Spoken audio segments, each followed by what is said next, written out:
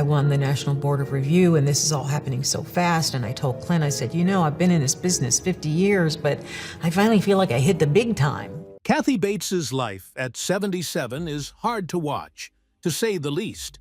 Behind the awards, the iconic roles, and the standing ovations lies a quieter reality that rarely makes it into headlines. A life marked by one tragedy after another. What makes her story so hard to look away from is not tragedy for its own sake, but the contrast between the woman audiences see on screen and the daily physical cost of simply continuing to show up. Today, however, we'll take a peek behind the curtain. Let's start from the very beginning. Decades of rejection before the breakthrough moment. New York in the early 1970s did not welcome Kathy Bates at all.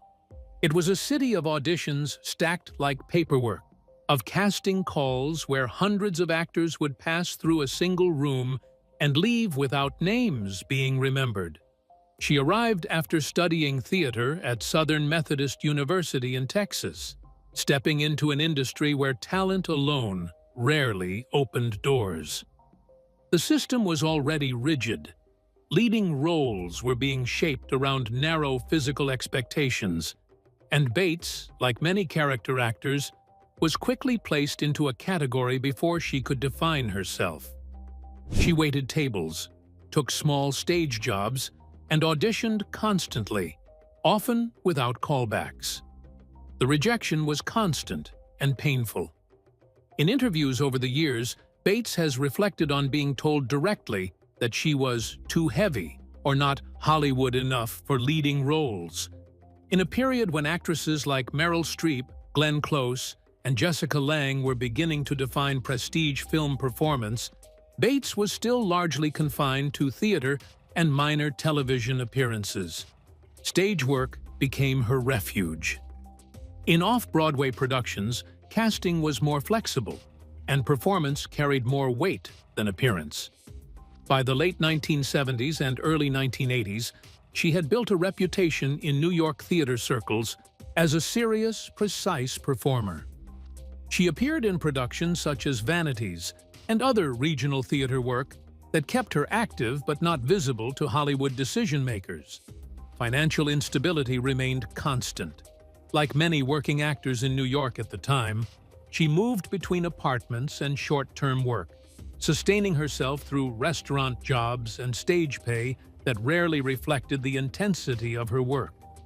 The gap between critical respect in theater and invisibility in film was wide, and for Bates, it persisted for nearly 20 years. The pivotal moment that should have changed everything came with Night Mother, written by Marcia Norman and premiered in 1983. Bates originated the role of Jessie Cates in the Broadway production, a performance that drew strong critical attention for its emotional precision and intensity. The play itself was a Pulitzer Prize-winning work, and Bates's portrayal was considered central to its impact. Yet, when the 1986 film adaptation was made, the role of Jessie was given to Sissy Spacek, who went on to receive an Academy Award nomination for Best Actress. Bates, despite originating the character on stage, was not cast. It was a defining industry pattern. Theater acclaim did not automatically translate into screen opportunity, even when the performer had shaped the role from its inception. This pattern repeated across projects. Directors and casting agents acknowledged her skill, but hesitated to place her in leading film roles. At the time, Hollywood was structured around bankable visual archetypes, and Bates did not fit the prevailing mold for romantic leads or conventional protagonists. Instead, she was offered supporting roles or stage continuity. The frustration accumulated in the background, but then came 1990, and with it came Misery. Directed by Rob Reiner and based on Stephen King's 1987 novel, the movie featured Bates as Annie Wilkes, a role that many established actresses had either passed on or not been considered for. The character required a combination of emotional volatility and controlled menace. a demanding psychological range that depended entirely on performance rather than appearance. Filming took place primarily in California, and the production itself was modest compared to major studio films of the time. There were no expectations that it would become a defining cultural moment. However, when Misery was released in November 1990, it quickly outperformed expectations. Bates's performance became the center of critical attention almost immediately. She did not rely on spectacle or exaggerated villainy. Instead, she created a character whose instability felt grounded and precise. To say that she made history would be a gross understatement. Sudden fame and the weight of an Oscar-winning career. The night of March 25, 1991, did not just change Kathy Bates's career. It recalibrated how Hollywood would see her presence on screen. At the 63rd Academy Awards held at the Dorothy Chandler Pavilion in Los Angeles, she won Best Actress for Misery, becoming the first and still one of the very few performers to win an Oscar for a Stephen King adaptation. The win placed her instantly into a category Hollywood rarely allows actors to enter comfortably: sudden, late-arriving stardom. She was 42 years old, an age when many actresses were already being pushed toward supporting roles or reduced visibility. Yet Bates was entering the most visible phase of her career for the first time. Within months, the industry began reshaping opportunities around her, but not without limits. In 1991, she appeared in Fried Green Tomatoes, directed by John Avnet, and based on Fannie Flagg's novel Fried Green Tomatoes at the Whistle Stop Cafe. The film became a commercial success, grossing over $119 million worldwide on a modest budget of about $11 million. Bates played Evelyn Couch, a dissatisfied suburban housewife whose quiet transformation anchored the story's emotional core. The role earned her an Academy Award nomination for Best Actress again in 1992, making her one of the rare performers to be nominated consecutively in the immediate aftermath of an Oscar win. Yet even here, the industry framing was subtle but persistent. She was being cast as the emotional center of ensemble films, not the traditional romantic or action-driven lead. By the mid-1990s, Bates was firmly established as a high-value character actor, a designation that in Hollywood often carries both prestige and limitation. In 1995, she starred in Dolores Claiborne, directed by Taylor Hackford and adapted from another Stephen King novel. Filmed largely in Nova Scotia, the movie allowed her to explore darker psychological territory, this time as Dolores Claiborne, a woman entangled in trauma, memory, and suspicion. The film did not achieve blockbuster success, but it reinforced Bates's reputation for intensity-driven roles. During this period, the broader industry context for actresses over 40 was narrowing rather than expanding. Studies of Hollywood casting trends in the 1990s consistently showed a steep decline in leading roles for women after age 35, particularly in studio films. Bates was working at the center of this structural shift. While male actors such as Tom Hanks, Harrison Ford, and Robert De Niro were transitioning into long-term leading man careers, actresses like Bates were often relegated to supporting roles regardless of critical acclaim. Her most globally visible appearance came in 1997 with James Cameron's Titanic, one of the most expensive films ever made at the time, with a production budget of approximately $200 million. Bates played Molly Brown, a real historical figure known as the unsinkable Molly Brown, a survivor of the RMS Titanic disaster in 1912. The film itself became a cultural phenomenon, grossing over $2.2 billion worldwide and holding the title of highest-grossing film of all time until Avatar, also directed by Cameron. Even within a massive ensemble cast, Bates's performance stood out for its grounded energy and humor, offering contrast to the film's central romance between Leonardo DiCaprio and Kate Winslet. But again, she was present at the center of major cinematic events, yet rarely positioned as the singular lead. Between these major films, Bates continued working across genres, including dramas, comedies, and television appearances. But the structure of opportunity remained consistent. She was frequently cast in roles defined by authority, eccentricity, or emotional weight, rather than traditional leading lady arcs. In interviews throughout the 1990s, she openly discussed how Hollywood's expectations constrained her options. Rather than being offered a wide spectrum of romantic or youthful leads, she was repeatedly positioned in roles that reflected maternal figures, supporting anchors, or emotionally complex secondary characters. Despite this, her career trajectory did not slow. She became one of the most recognizable character actors in American cinema, a performer whose presence alone could shift the tone of a film. Directors such as Taylor Hackford and later Ryan Murphy would frequently cite her ability to anchor scenes with precision, often requiring minimal direction once she understood the emotional structure of a role. However, beneath the steady stream of work was an ongoing reality. Fame had arrived without removing the industry barriers that preceded it. Bates was now an Oscar winner, a box office presence, and a critically respected performer. Yet she was still operating within a system that categorized actresses by appearance.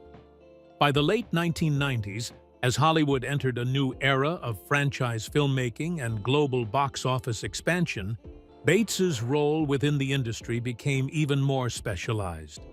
She was not positioned as a franchise lead or a romantic centerpiece, but as a reliable, transformative presence, an actor brought in to elevate material through performance rather than star-driven marketing. What makes this phase of her career particularly notable is not just the success, but the structure surrounding it.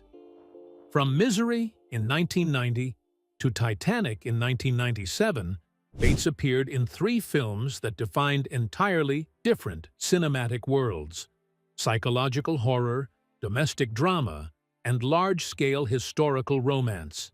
Yet in each case, her position within the narrative followed a similar pattern. Central to the emotional integrity of the story, but not always central to its commercial identity. This tension between visibility and limitation became one of the defining undercurrents of her post-Oscar career. Recognition, though well-deserved, came in carefully measured forms. But then, things took a turn for the worse. The diagnoses that changed her life forever. In 2003, Kathy Bates was diagnosed with ovarian cancer, a disease that is often difficult to detect early due to its subtle and nonspecific symptoms. She underwent surgery as part of her treatment, which typically involves the removal of the uterus and, in many cases, the ovaries and fallopian tubes, depending on disease spread and staging. In ovarian cancer care, surgical intervention is often paired with chemotherapy, aiming to remove visible disease and target any remaining cancer cells at a microscopic level. Bates did not immediately turn the experience into a public narrative. For years, she kept the details largely private while continuing to work. That silence was not unusual for the early 2000s, when many public figures still treated cancer as something managed away from the camera rather than integrated into public identity. What makes that period significant is not just the diagnosis itself, but the timing. She was in her mid-50s, actively working in film and television.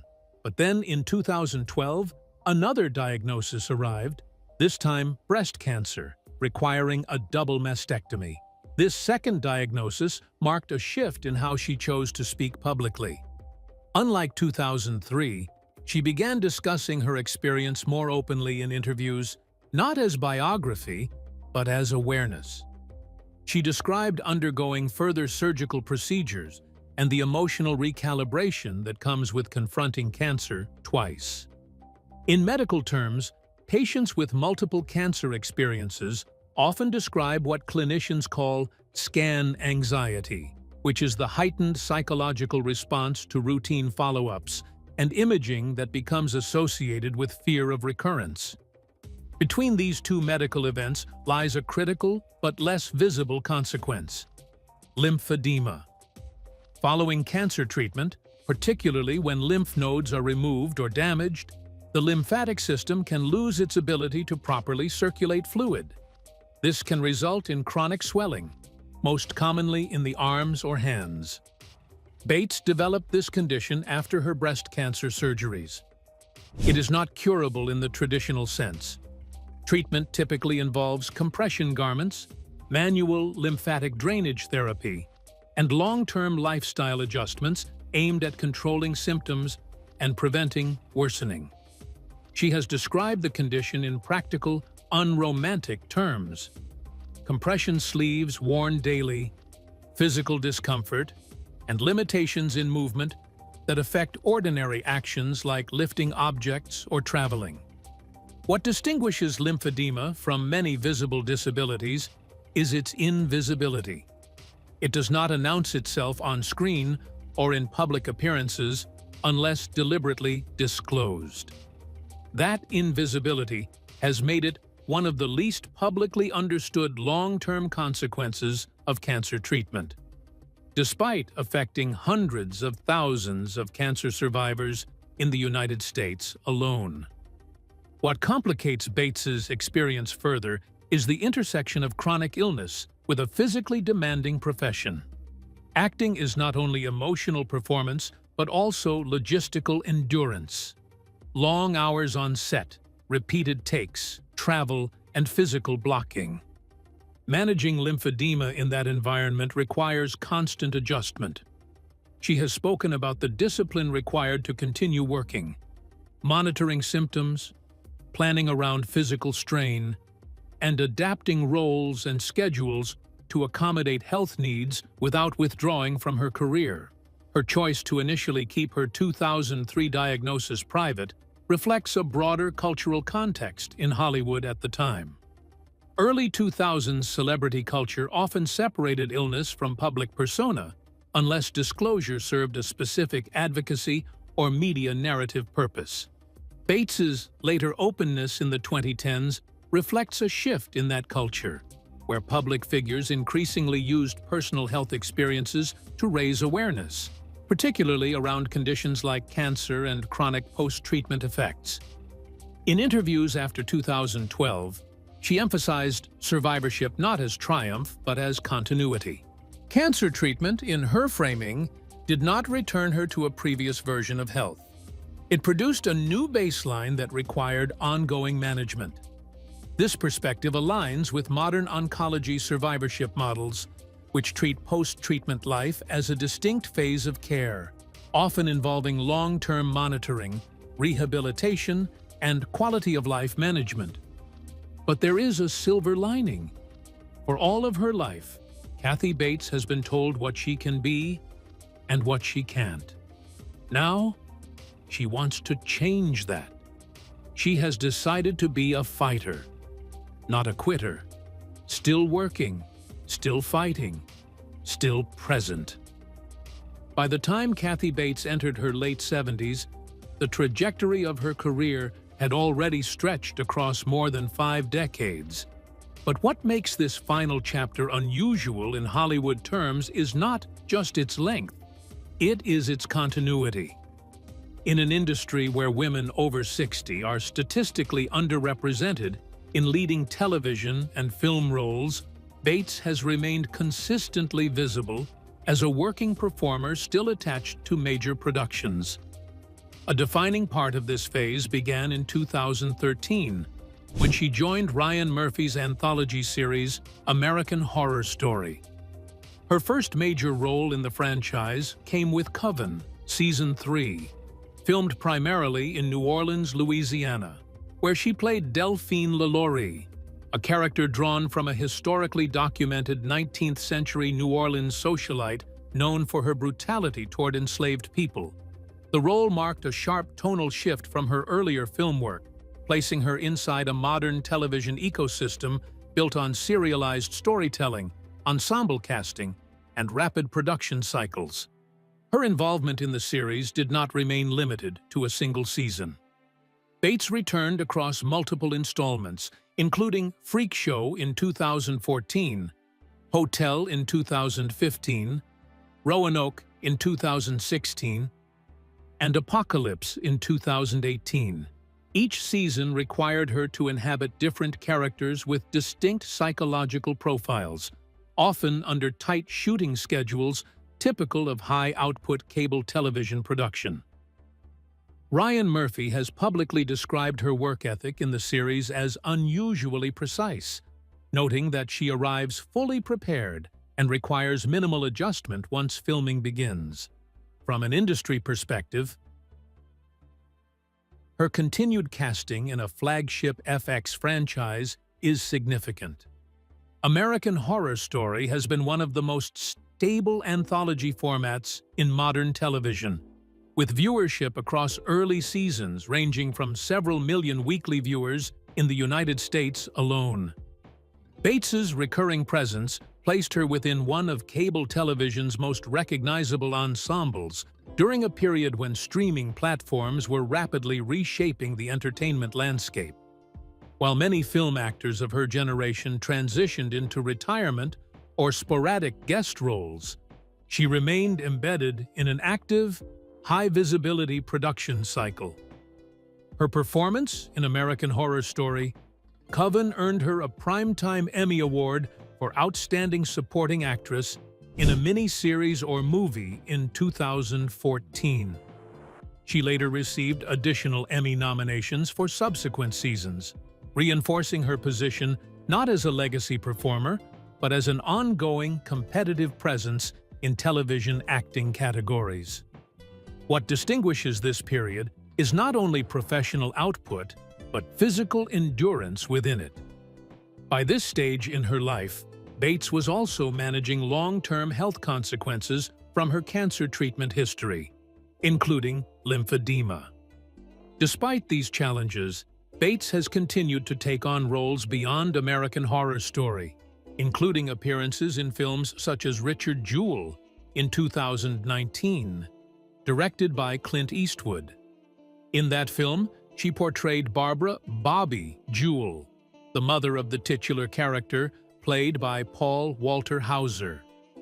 The film is based on the real-life 1996 Olympic bombing in Atlanta, Georgia, and its aftermath, which involved extensive media scrutiny of security guard Richard Jewell before he was later cleared of wrongdoing.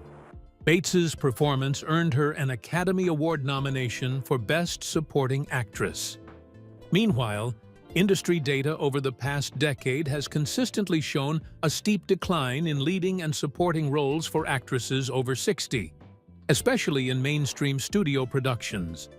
Yet Bates has remained an exception to this pattern, continuing to appear in both prestige television and award-season films. Alongside acting, she has increasingly used her platform for health advocacy, particularly around lymphedema awareness. She has spoken publicly in interviews and awareness campaigns about the condition, emphasizing its long-term nature and the lack of public understanding surrounding it. More recently, she lost over 60 pounds, not as a cosmetic reinvention, but as a deliberate, medically grounded decision. The weight loss changed how she moved through the world. Less about appearance, more about reducing physical strain on her body. At 77, Bates continues to give up. Life with cancer is hard. Taking rejection is hard. Being typecasted is hard. But giving up doesn't make things any easier. And Kathy Bates has proven that through her own lived experience. Well, that's it for now. Thanks for watching. Did you like this video? If you did, please consider liking, dropping a comment, and hitting the subscribe button so that you don't miss out on our new uploads. Also, don't miss this video you see on your screen right now. It's truly unbelievable.